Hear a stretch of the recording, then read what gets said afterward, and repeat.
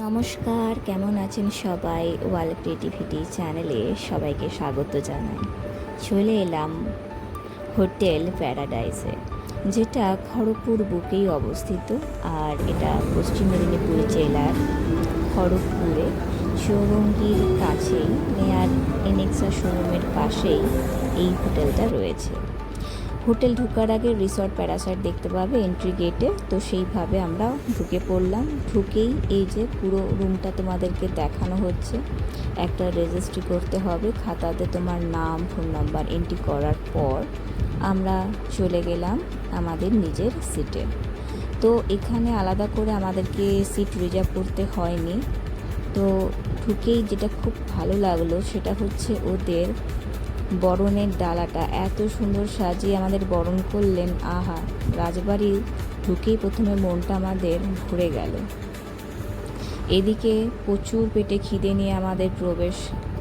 তো ঢুকেই আমরা যেটা দেখতে পেলাম, আমাদের এই হোটেলটার যে একটা সুন্দর ডেকোরেশন করেছে হলটা, আর হাত আমাদের ধোয়ার জন্য গোলাপ জল দিয়ে ধুয়ে দিল।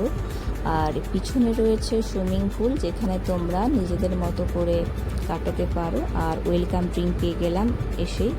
খুব দুপুরবেলা যেহেতু গেছিলাম তাই লেবু শরবতটা কম্পালসারি ছিল। আর তারপর দেখলাম খাবার মেনুর মধ্যে 349-এর যে রাজবাড়ির স্পেশাল থালি, তার সাথে মটনটা অ্যাড করেছিলাম। তো এইটার পর আমাদের এবার টোটাল খাবারটা এসে যায়। এই হচ্ছে টোটাল খাবার, যেটা এবার পরপর দেখাবো।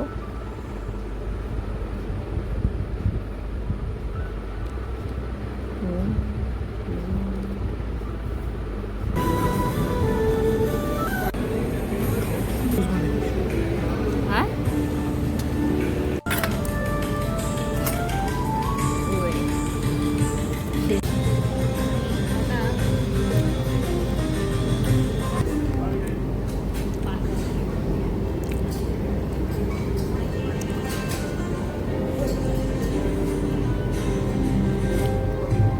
আমাদের খাওয়া দাওয়া শেষ হওয়ার পর সেই গ্র্যান্ড সিংহাসন, যেটা আমরা কর্তা নিয়ে পিকচার না তুলে কি আর চলে বলো।